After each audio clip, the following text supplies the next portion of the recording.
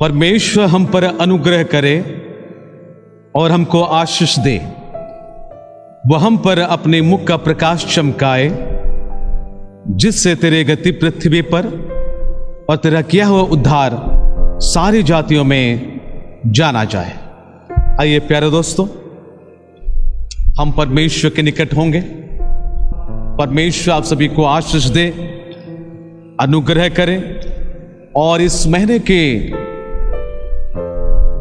3rd Sunday की service में आप सभी को स्वागत करता हूं। आइए हम परमेश्वर के निकट पुनर्बार हम मन प्राण को देंगे, हमारे जीवन को देंगे। जब तक ये सिलसिला जारी रहेगा तब तक हम सोशल मीडिया के द्वारा हम घर में बैठे बैठे एकत्रित होकर हम परमेश्वर की उपासना, आराधना, स्तुति, प्रशंसा के साथ उसके वचन को सुनेंगे। अपनी आंखें बंद करें, हम प्रार्थना करें। दयालु प्रेमी पिता परमेश्वर प्रभु, हम तुझे धन्यवाद देते हैं, तेरी महिमा, तेरी प्रशंसा और तेरी तारीफ करते हैं आज के दिन के लिए जो हम सभी को प्रभु तूने आशीष दिया है, अनुग्रह किया है। पुनर्बार सोशल मीडिया के द्वारा, इस YouTube के द्वारा प्रभु तेरे वचन को पहुंचाने के लिए, तेरी स्तुति, तेरी आराधना करने के लिए, तुझसे प्रार्थना करने के लिए प्रभु यीशु में तूने हमें मौका दिया है। धन्यवाद करते हैं तेरे अनुग्रह के लिए। जब सारे संसार, सारे देश लॉकडाउन में व्यस्त है, लॉकडाउन में परेशान में जीवन को बिता रहे हैं, पर तेरे लोग इस लॉकडाउन में अपने जीवन को तुझे दे रहे हैं। तेरे लोग इस लॉकडाउन में अपने मन को परिवर्तन कर रहा है। तेरे लोग इस लॉकडाउन में तेरे निकटता में होकर जीवन को बिताए हैं, इसलिए हम तुझे धन्यवाद करते हैं। प्रभु यीशु मसीह, इस महीने की ये 3रे संडे के लिए हम तुझे धन्यवाद देते हैं। तो हम सभी को रविवार या आराधना में घर घर में बैठकर तेरी महिमा करने के लिए तूने अवसर दिया है। यही तो है प्रभु, तूने कहा अवसर को बहुमूल्य समझो। प्रभु हमारे जीवन प्रभु तेरे महिमा के लिए हो। प्रभु यीशु मसीह, आज की आराधना को मैं तेरे हाथ में सौंपता हूं। आशीष देना हमारे कलीसिया के पूरे परिवार जो इस समय इस आराधना में शामिल हुए हैं, उन सभी को, और दूसरे कलीसिया के हमारे भाई बहनों को भी जो इस समय आराधना में शामिल हुए हैं, और हमारे परिवार के लोग, हमारे कलीसिया के लोग जो इस समय बाहर में हैं और इस YouTube चैनल के द्वारा आराधना में शामिल हुए हैं, उन सभी को भी तू बहुत ऐसे आशीष देना। बुजुर्ग माता पिता को, जवानों को, छोटे बच्चों को तेरे हाथ में सौंपता हूं, आशीष दे। पुनर्बार उपासना के शुरू से लेकर अंत तक के सारे सेवा को प्रभु तेरे हाथ में समर्पण करते हुए प्रार्थना यीशु मसीह के नाम से मांगते हैं, आमीन। परमेश्वर की महिमा हो। आइए हम कलीसिया की सूचना की ओर जाएंगे।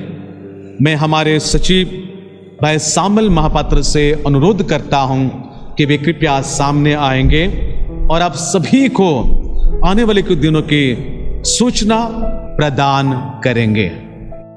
सबसे पहले मैं परमेश्वर पिता का धन्यवाद देता हूं कि उन्होंने हमें ये सुंदर अवसर दिया कि आज हम उसकी स्तुति और आराधना सम्मिलित रूप से YouTube के माध्यम से कर सके।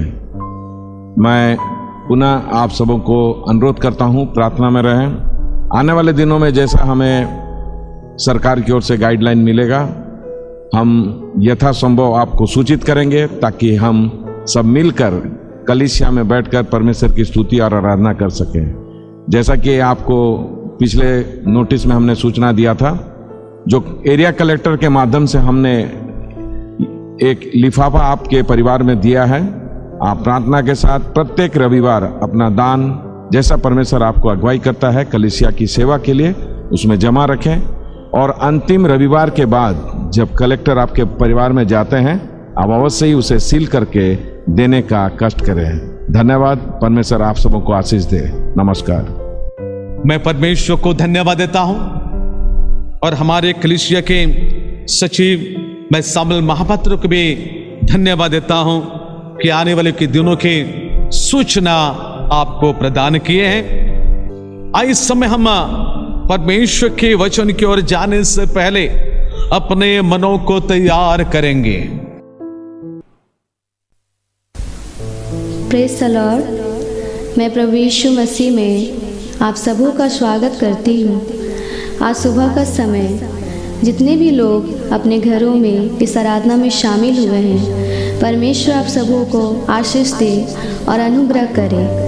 तो आइए हम सब लोग इस आराधना में शामिल होते हुए अपने मनों को तैयार करेंगे, क्योंकि वचन कहता है, हे मेरे मन यहोवा को धन्य कहे और जो कुछ उसमें है उसके पवित्र नाम को धन्य कहे। तो आइए हम सब लोग अपने हाथों को उठाकर अपनी आँखों को बंद करके उस गीत को गाएंगे, तेरा लहू बड़ा कीमती है प्रभु।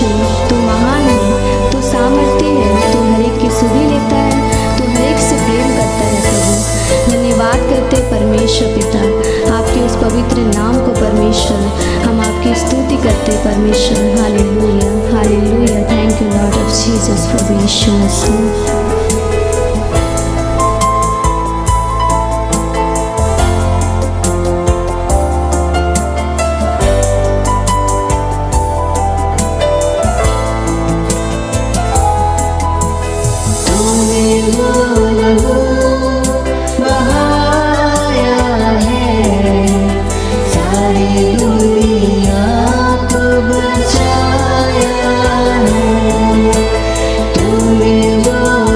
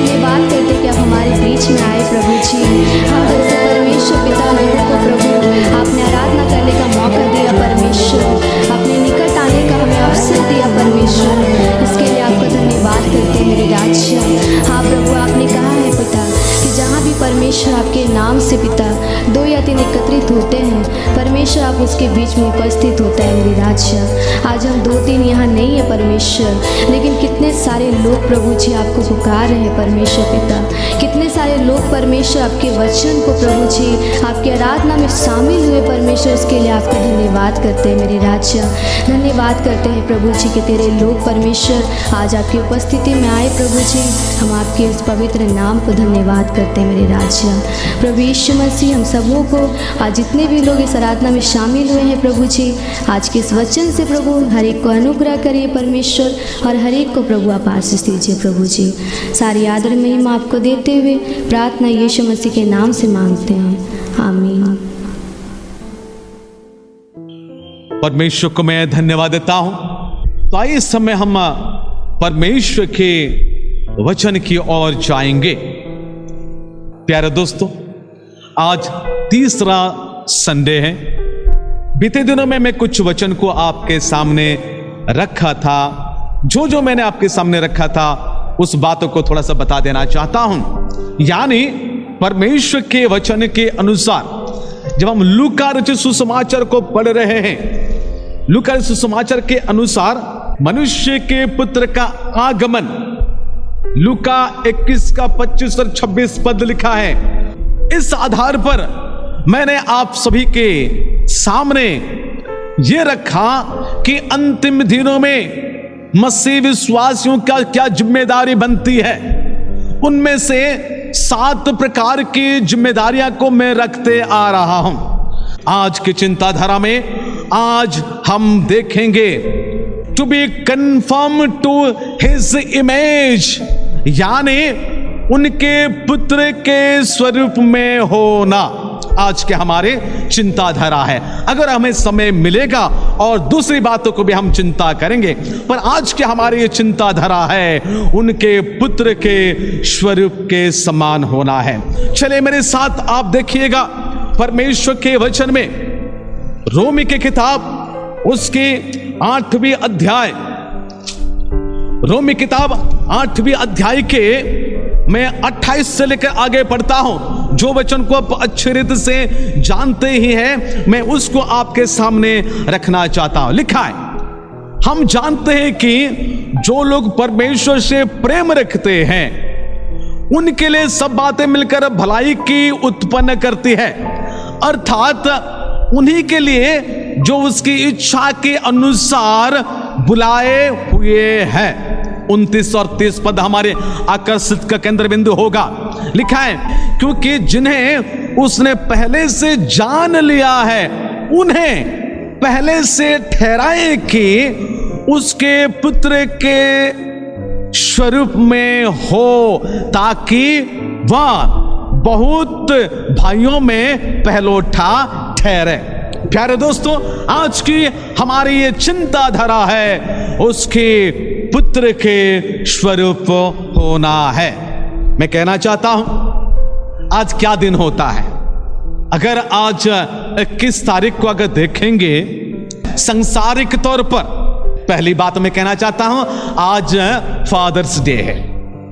जितने पिता हैं आप सभी को मैं नमस्कार करता हूं, स्वागत करता हूं पुनर्बार परमेश्वर के वचन के लिए। आप हमारे पिता हैं, आपके द्वारा हम संसार में आए परमेश्वर के प्रेम से। दूसरा है आज इंटरनेशनल योगा डे भी है। तीसरा पॉइंट मैं आपको बताना चाहता हूं आज इंटरनेशनल सेल्फी डे। हाँ प्यारे दोस्तों, आज सेल्फी डे है। सोच रहे होंगे ये पादरी कैसे सेल्फी डे की बातें यहां करता है। जी हाँ प्यारे दोस्तों, सेल्फी का मतलब क्या है हमें यह समझना है। आप उसको डिक्शनरी को चेक कर लीजिएगा और सेल्फी की बातों को अब समझिएगा। सेल्फी का मतलब यह है कि आप मोबाइल को लेते हो, मोबाइल को लेकर अपने फिंगर में ही उस स्मार्टफोन के द्वारा अपनी इमेज को खींचते हैं। आपका इमेज को लेते हो, इसलिए सेल्फी का मतलब है अपने इमेज को अपने से लेने के कामों को सेल्फी कहा जाता है। तो इस 8 अध्याय का, रोमी 8 अध्याय का 29 पद के अनुसार परमेश्वर का वचन मैं थोड़ा अंग्रेजी में पढ़ देना चाहता हूं। सुनिएगा क्या लिखता है। for whom he foreknew, he also predestined to be conformed to the image of his son, to be conformed to his image। ये बातें रोमी 8 अध्याय का 29 पद में लिखा है। हिंदी पद के अनुसार लिखा है, उसके पुत्र के स्वरूप में होना, उसके पुत्र के स्वरूप होने की बातें कही जाती है। आप जो सेल्फी खींचते हैं, सेल्फी को लेते हैं, अपने इमेज को खींचते हैं प्यारे दोस्तों, जब मोबाइल में सेल्फी लेते हो, अपने इमेज को लेते हो, ठीक उसी प्रकार मैं कह देना चाहता हूं, जो सेल्फी लेते हैं, आज तो मेरे इस वचन को ध्यान देना है। बाइबल बता रहे हैं कि उसके पुत्र, पिता परमेश्वर के एकलौता पुत्र, उसके पुत्र के स्वरूप में होना, उनके जिस प्रकार के स्वरूप है उसी प्रकार होना है, क्योंकि परमेश्वर का वचन लिखा है, उसी के अनुसार तुमको बुलाया गया है, ऊपर से तुमको बुलाया गया है। परमेश्वर का वचन है। परमेश्वर का यह वचन हमें कहा जाता है कि परमेश्वर आपको इसलिए बुलाया है कि आप उनके स्वरूप बने, आप उनके रूप में जीवन को बिताए। इसलिए चिंता करना, this is the prize of the upward calling from the lord. परमेश्वर ऊपर से बुलाया है, क्यों? उनके स्वरूप बनने के लिए, जो फिलिपी 3 अध्याय का 14 पद में लिखा है, ना क्यों हमें भी वैसा होना है। कहां लिखा है? चले पहला यूहन्ना के पत्री, पहला यूहन्ना उसका 3 अध्याय का 2 और 3 पद को मैं आपके सामने रखना चाहता हूं। परमेश्वर का वचन में लिखा है, हे प्रियो, अब हम परमेश्वर की संतान है और अभी तक प्रकट नहीं हुआ कि हम क्या कुछ होंगे।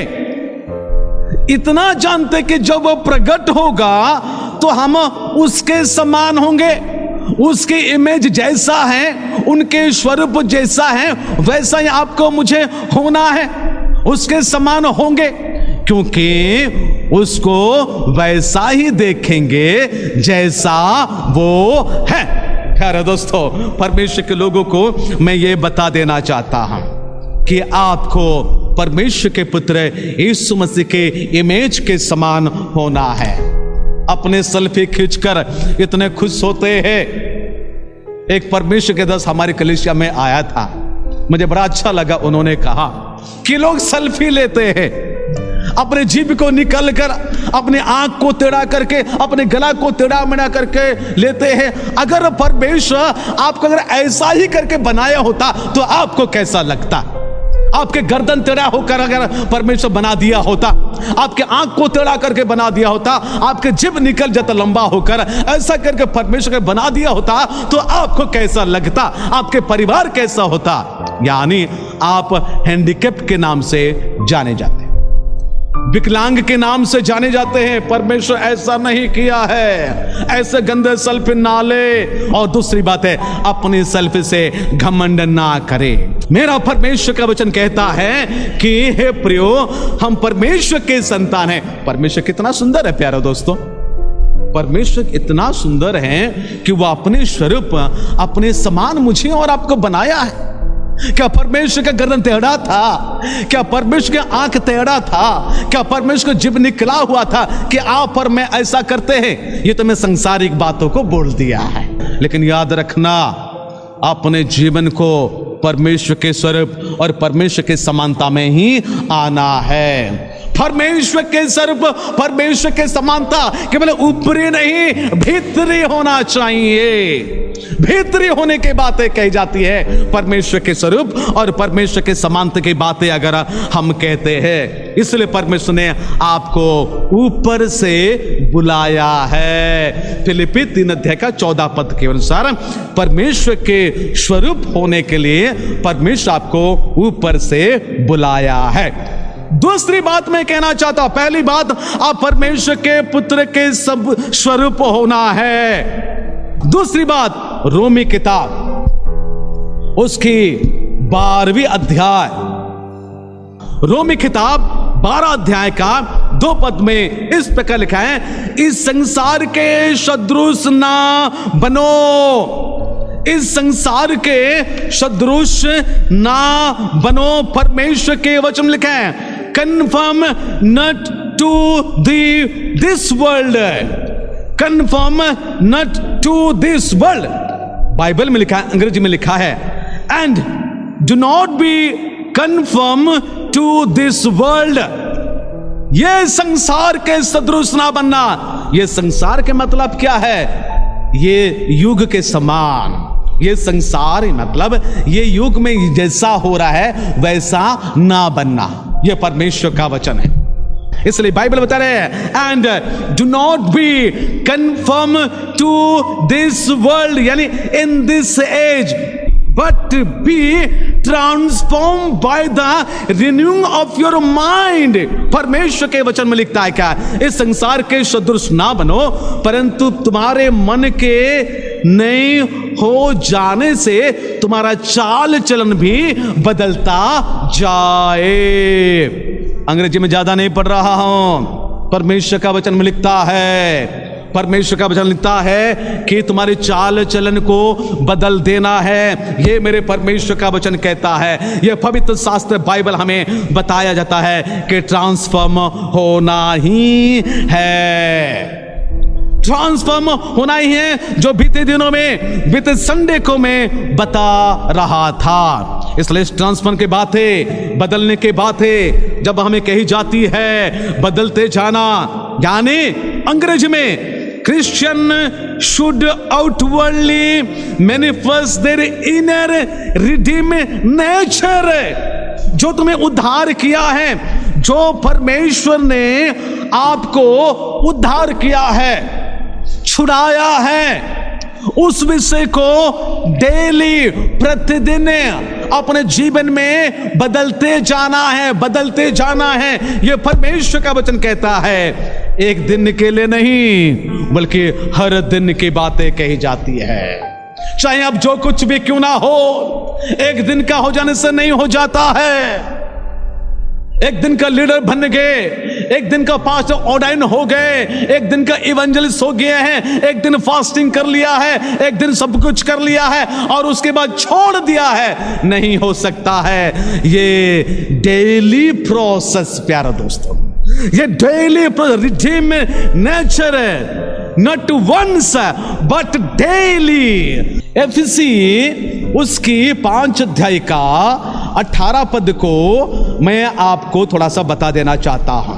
क्या लिखा है? लिखा है, दाखरस से मतवाले ना बनो, क्योंकि इससे लुचपन होता है, पर आत्मा से परिपूर्ण होते जाओ। एक दिन की बातें है? नहीं। 2 दिन की बातें हैं? नहीं। होते जाओ, होते जाओ, होते जाओ। जब तक आपका जिंदगी है तब तक का उनके स्वरूप में होते जाना। इसलिए हे परमेश्वर के लोगों, कहना चाहता हूं कि आपको और मुझे बदलते जाना है उसके रूप में। इसलिए लिखा है कि transform with Sunday, this Sunday confirm to his image. उनकी पुत्र के स्वरूप होना है, उनके पुत्र के रूप जिस प्रकार का था, जो आदम और हवा ने उसको खोया था, अबे मुझे और आपको करने के लिए ये जिम्मेदारी दी गई है, जो परमेश्वर का वचन कहता है।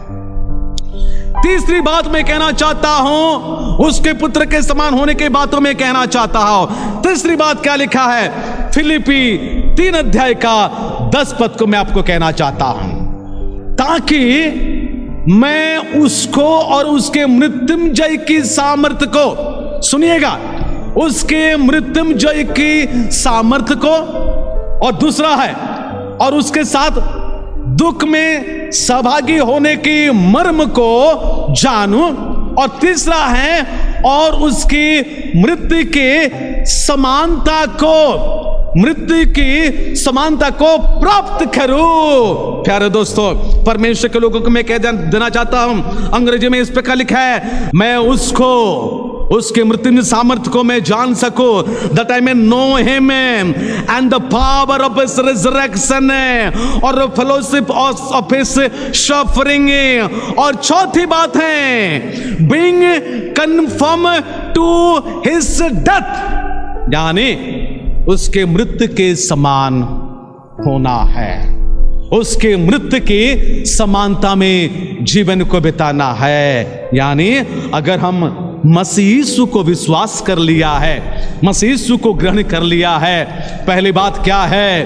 पहली बात लिखा है जो पास्ट टेंस में अतीत की बातें लिखा है, उसके मृत्युंजय की सामर्थ्य को, उसकी मृत्युंजय उसको तो जानने के बाद उसके मृत्युंजय सामर्थ्य को, यह पास्ट टेंस है।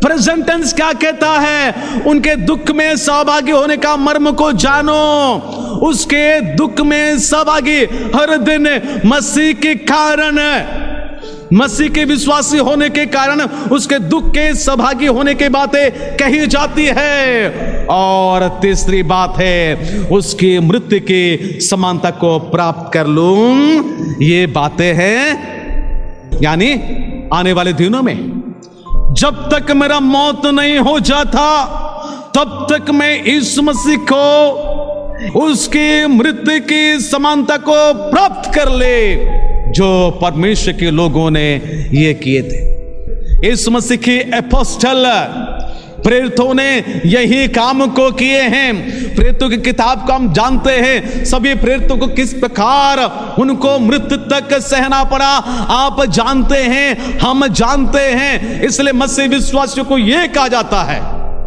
मसीह विश्वासी दो प्रकार की है, एक तो सत्यवादी है और एक तो असत्यवादी है ना, मिथ्या। आप किस प्रकार की मसीह विश्वासी है? अगर आप सत्यवादी है, वास्तव में अविश्वासी है, तो आप मसीह के लिए इस निश्चय के उसके मृत्यु के समानता में आपको भागी होना है। क्यों?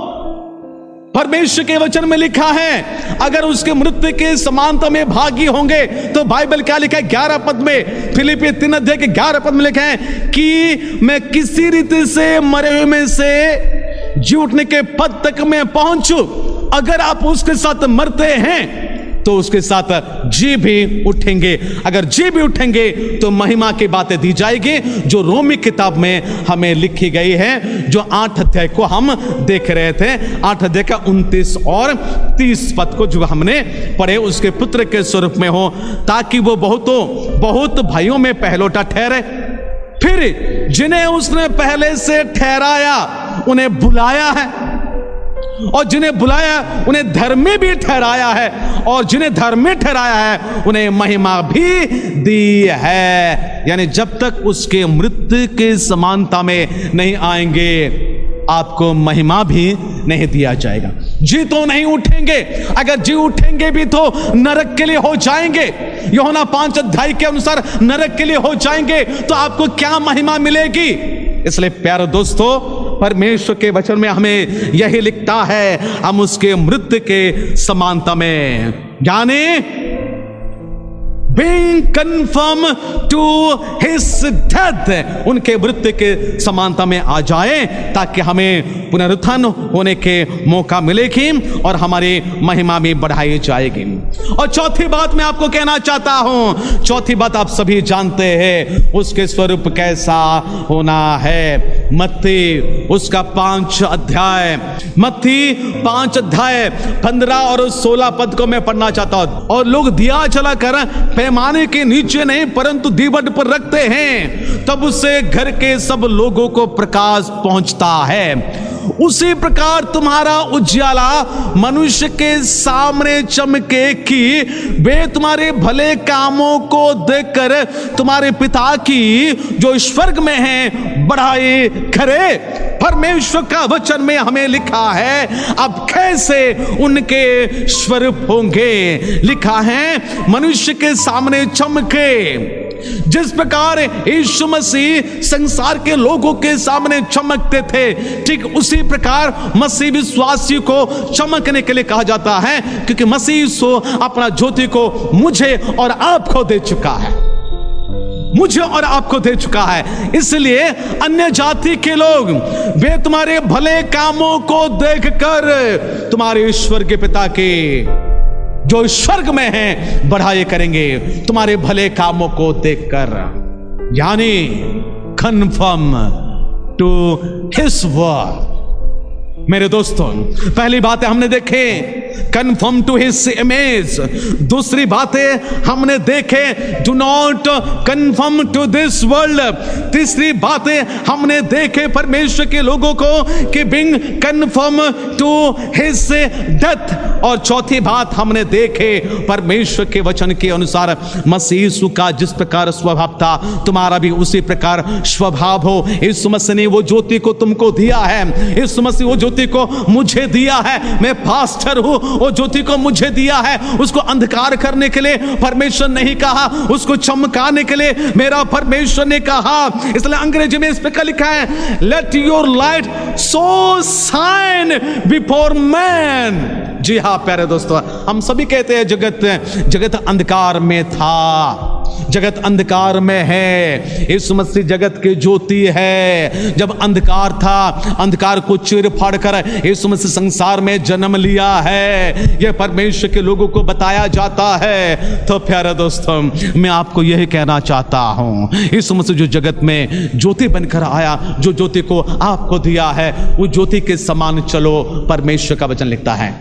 एफिसियों के पत्र 5वें अध्याय में हमें ये बातें बताई जाती हैं कि तुम ज्योति के संतान के समान चलो, यह परमेश्वर का वचन कहा जाता है। तुम अन्यों के सामने परमेश्वर की महिमा का कारण बनोगे, वे तुम्हारे भले कामों को देख कर तुम कैसा है कि तुम मसीह के स्वरूप हो या नहीं, ना संसार के स्वरूप हो गए, संसार गंदगी की तरफ हो गए। इसलिए बाइबल बता रहे हैं वे तुम्हारे भले कामों को देखकर तुम्हारे पिता की जो स्वर्ग में है बढ़ाई करे। ये ना सोचे पिता तो स्वर्ग में है और यहां तो कोई नहीं है, मुझे देखने के लिए नहीं है। प्यारे दोस्तों, मेरा परमेश्वर की आंखें अंधा नहीं हो गया है, मेरे परमेश्वर आंखें बंद नहीं हो गया कि आपको नहीं देखता है, आपको नहीं निहारता है। वो निहारता है, वो ताकता है, वो नजर देता है, आपको देखता रहता है।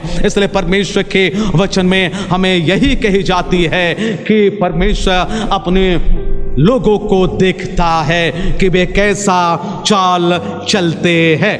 इसलिए परमेश्वर के वचन उनके रेफरेंस के अनुसार हम पहला पतरस की ओर जाएंगे। पहला पतरस में ये बातें आपके कही जाती है। क्या कही जाती है मैं पढ़ देना चाहता हूं। पहला पतरस उसकी 2 अध्याय 11 और 12 पद को मैं पढ़ना चाहता हूं। क्या लिखा है?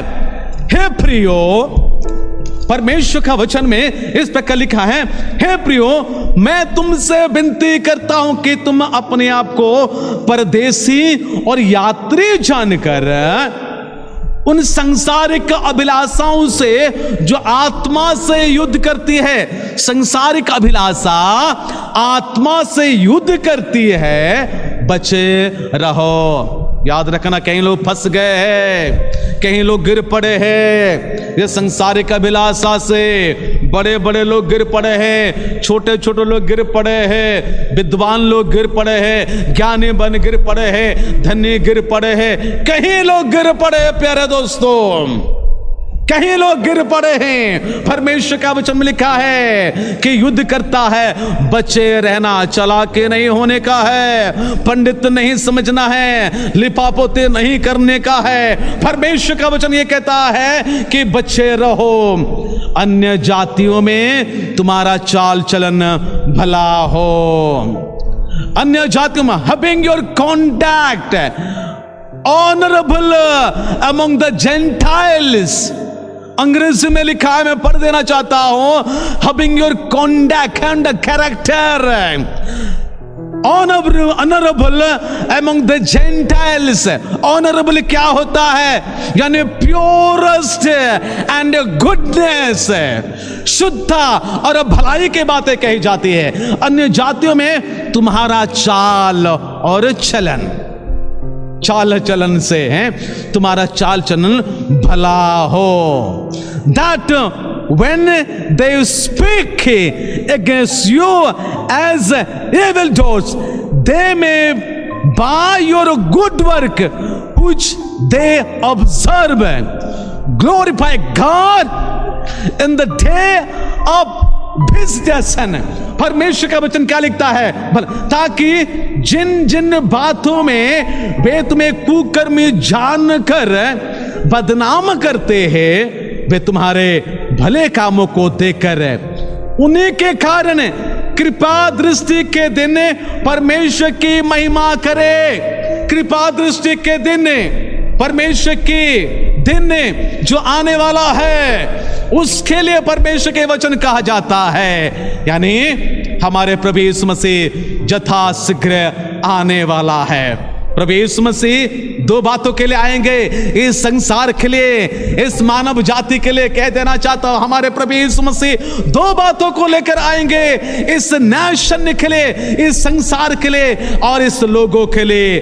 क्या के लिए लेके आएंगे? मेरे साथ आप पढ़िएगा यशायाह नबी किताब, यशायाह उसकी 10 अध्याय 3 पद को, यिर्मयाह 27 का 22 पद को। यिर्मयाह 27 का 22 पद में परमेश्वर संसार के लिए आ रहे हैं, मानव जाति के लिए आ रहे हैं। 22 पद में लिखा है, और जब तक मैं उनकी सुधि ना लूं तब तक वहीं रहेंगे, और तब मैं उन्हें लाकर इस स्थान में फिर रख दूंगा। यहोवा की ये वाणी है। ये संसार के लिए हमारे प्रभु यीशु मसीह अति शीघ्र आने वाला है। कुछ लोगों के लिए आशीर्वाद को लेकर, He's coming with a blessing for some of the people, for his people is coming with blessing। पर उसके बाद क्या लिखता है? यह यशायाह नबी किताब उसके 10वीं अध्याय किसके लिए वो आ रहा है? 3 पद में लिखा है, सुनिएगा। हाय उन पर जो दुष्टता से न्याय करते और उन पर जो उत्पाद करने की आज्ञा लिख देते हैं कि वे कंगालों का न्याय बिगाड़े और मेरे प्रजा के दिन लोगों का हक मारे, कि वे विधवाओं को लूटे और अनाथों का माल अपना ले। तुम दंड के दिन और उस विपत्ति के दिन जो दूर से आएगी क्या करोगे? प्यारे दोस्तों, वो दिन भी आने वाली है।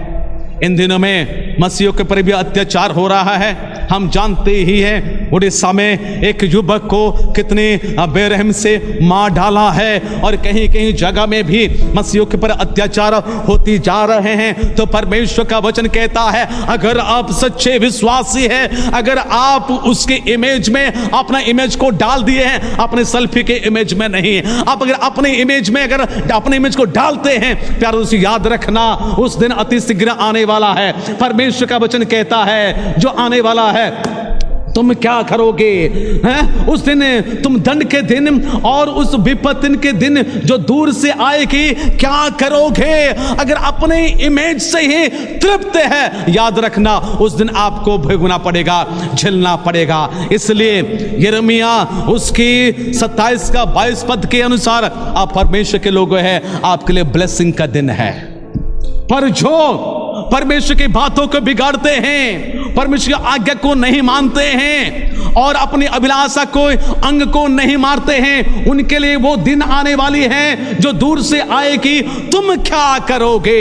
इसलिए मसीह विश्वासियों को यह कहा जाता है, एफिसी के पत्री 3 अध्याय का 5 पद के अनुसार मैं पढ़कर समाप्त करने जा रहा हूं। एफिसी उसका 3 पद का कुलुसी उसका कुलुसी 3 अध्याय का 5 पद में, इसलिए अपने उन अंगों को मार डालो जो पृथ्वी पर है। मैंने बीते संडे को पढ़ा था, इस अंगों को काट डालने के लिए कहा था। अगर इस अंग को अगर काट नहीं डालते हैं, याद रखना 6 पद में क्या लिखता है?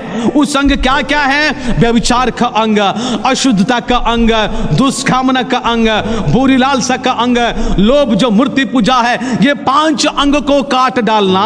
अगर उसको अगर नहीं काटोगे तो 6 पद में क्या हो रहा है? जो यशायाह 10 का 3 पद के अनुसार लिखा है, इन्हीं के कारण परमेश्वर का प्रकोप आज्ञा ना मानने वालों पर पड़ता है। इन्हीं के कारण परमेश्वर का प्रकोप, आज संसार में परमेश्वर का प्रकोप क्यों है? ये 5 प्रकार के काम जो संसार में बढ़ती जा रहा है, उसको नहीं मार रहे हैं, उसको नहीं काट रहे हैं। इसलिए प्यारे दोस्तों, परमेश्वर का वचन कहता है कि इन लोगों के ऊपर परमेश्वर के प्रकोप पड़ता जा रहा है।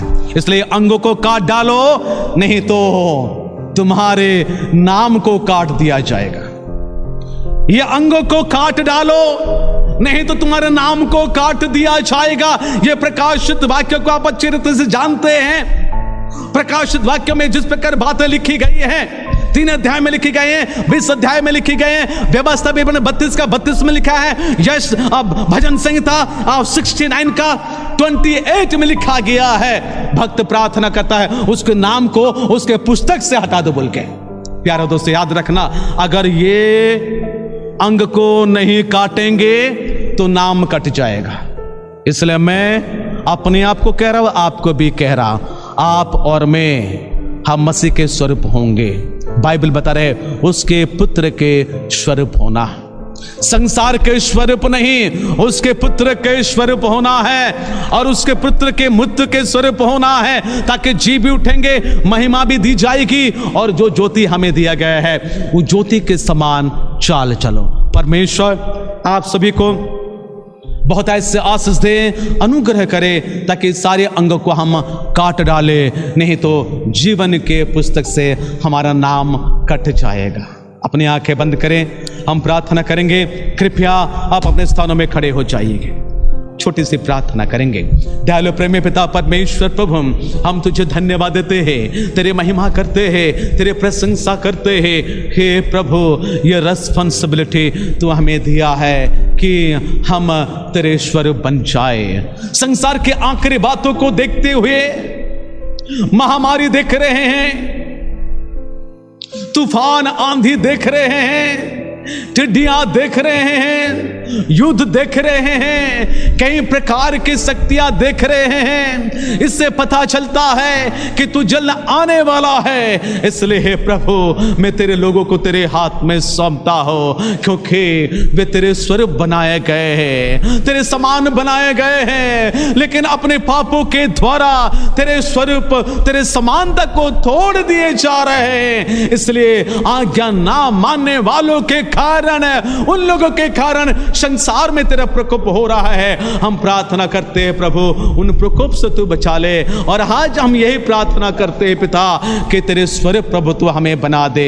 प्रभु, हम अपने से हो नहीं सकते हैं, अपने शक्ति से नहीं हो सकते हैं, अपने ज्ञान से नहीं हो सकते हैं। इसलिए हे पवित्र आत्मा परमेश्वर, हम तुझसे प्रार्थना करते हैं, मैं तुझसे प्रार्थना करता हूं, मुझे तेरे पुत्र के स्वरूप बना दे। जितने इस समय मेरे संग खड़े हुए हैं, उन सभी को तेरे प्रिय पुत्र के स्वरूप तो बना देना, क्योंकि हमने पाप किए हैं, हमने अधर्म किए हैं, तेरे महिमा से दूर हो चुके हैं। अगर तेरे महिमा से दूर होकर अगर मर जाएंगे तो जीवन के पुस्तक से नाम कट जाएगी। इसलिए मैं प्रार्थना करता हूं प्रभु, तेरे लोगों को जिस अंग प्रभु तूने दिया, भीतरी अंग को तूने दिया, बाहरी अंग को प्रभु तूने दिया, इस अंग को नियंत्रण करने के लिए तू सहायता करना, ताकि तेरे ही पवित्र आत्मा के द्वारा वे दिन प्रतिदिन प्रभु शुद्ध होते बनते जाएंगे, शुद्ध होते और बनते जाएंगे तेरे लोग, ताकि जीवन के पुस्तक से उनके किसी का भी नाम नहीं काटा जाएगा। तूने कहा, मैं इनको जो उस वस्त्र को धारण किए हैं उनको मैं किसी रीति से जीवन के पुस्तक में से उनका नाम को मैं नहीं काटूंगा। तूने ये बातों को तूने कहा है। इसलिए हे प्रभु यीशु मसीह, तेरे लोगों के, तेरे संतों की, तेरे भक्तों की नाम को जीवन के पुस्तक में रखे रहना, और उनके और हमारे बुरे कामों की सारे अंग को प्रभु तेरे आत्मा रूपी तलवार के द्वारा, तेरे वचन रूपी तलवार के द्वारा, तेरे आत्मा रूपी अग्नि के द्वारा जला कर प्रभु तो राख कर देना। प्रार्थना करता हूं कलीसिया के पूरे परिवार को तू आशीष दे और तू अनुग्रह कर। प्रार्थना करता हूं आज इंटरनेशनल फादर्स डे है, सभी पिताओं को मैं तेरे हाथ में सौंपता हूं कि तू बहुत ऐसे आशीष दे और तू अनुग्रह कर। प्रभु यीशु मसीह, मैं प्रार्थना करता हूं कोरोना वायरस से जितने लोग पीड़ित हैं उन सभी को यथाशीघ्र प्रभु तू चंगा कर देना, और ये कोविड-19 को प्रभु तू ही प्रभु नियंत्रण कर लेना। देश विदेश के लोग प्रभु इस वायरस की कंट्रोल के लिए कोशिश कर रहा है, लड़ रहे हैं प्रभु, उनकी कोशिश जारी है, पर मैं प्रार्थना करता हूं उन सभी को तू ही बुद्धि देने वाला परमेश्वर है, तो बुद्धि दे ताकि वे उसको नियंत्रण कर सकेंगे। प्रभु यीशु मसीह, कलीसिया के पूरे संस्था को तेरे हाथ में सौंपता हूं, आशीष देना। कमेटी भाइयों को तेरे हाथ में सौंपता हूं, बहुत ऐसे आशीष दे ताकि वे तेरी सेवा को उत्तम रीति से प्रभु कर सकेंगे। महिला समिति को तो आशीर्वाद करना ताकि हमारे कलीसिया के महिला दिन रात प्रार्थना करेंगे कलीसिया के उन्नति के लिए। हमारे जवानों को तो आशीर्वाद कर, जो आने वाले दिनों के भविष्य होंगे उन सभी की तो रखवाली करना। Sunday school committee, Sunday school बच्चे, संडे स्कूल टीचर, सभी संस्था को तेरे हाथ में सौंपता हूं, आशीष देना। प्रभु जो सुन रहे हैं प्रभु, जो बाहर की कलीसिया हो या हमारे कलीसिया के हो या गैर मसीही लोग हैं, उन सभी को तो आशीष दे। अगर किसी को बीमार है प्रभु उन सभी को तो चंगाई तो प्रदान करना। प्रभु हम विशेष प्रार्थना करते हैं शोकित परिवार के लिए। बीते दिनों में हमारे बहन सुचित्रा दास महंती को तूने अपने पास बुला लिया है, उनके परिवार में जो उनके बेटा हैं उनको तो सांत्वना देना और उनको शक्ति सामर्थ्य के साथ आगे लेते जाना। हाँ प्रभु यीशु मसीह, जो अति बीमार में पड़े हुए हैं तो उन सभी को प्रभु अपने हाथ बढ़ाकर तू चंगा कर देना। पुनर्बर कलीसिया के पूरे परिवार को प्रभु मैं तेरे हाथ में समर्पण करते हुए प्रार्थना यीशु मसीह के नाम से मांगते हैं, आमीन। हम सब मिलकर प्रभु की प्रार्थना करेंगे। हे हमारे पिता, तू जो स्वर्ग में है, तेरा नाम पवित्र माना जाए, तेरे राज्य आवे, तेरे इच्छा जैसे स्वर्ग में पूरी होती है वैसे पृथ्वी पर भी हुई। हमारे दिन भर की रोटी आज हमें दे, और जिस प्रकार हमने अपना अपराध क्षमा किए हैं वैसे तू भी हमारे अपराधों को क्षमा कर। हमें परीक्षा में ना ला परंतु बुराई से बचा, क्योंकि राज, पराक्रम, महिमा सदा तेरी है, आमीन। इस बड़े पिता परमेश्वर का प्रेम, पुत्र प्रभु यीशु मसीह का अनुग्रह, पवित्र आत्मा की शांति, शक्ति, सहभागिता हम सबों के संग, विश्वासी मंडली के संग, हमारे प्यारे प्यारे मंडली के साथ सदा सर्वदा होती रहे, आमीन। आप सभी को नमस्कार, आप सभी को आशीष दे। हमारी यही प्रार्थना है, परमेश्वर की इच्छा हो यथाशीघ्र हम कलीसिया में परमेश्वर के भवन में एकत्रित होकर परमेश्वर की स्तुति आराधना करेंगे। तब तक परमेश्वर आप सभी को आशीष दे। नमस्कार।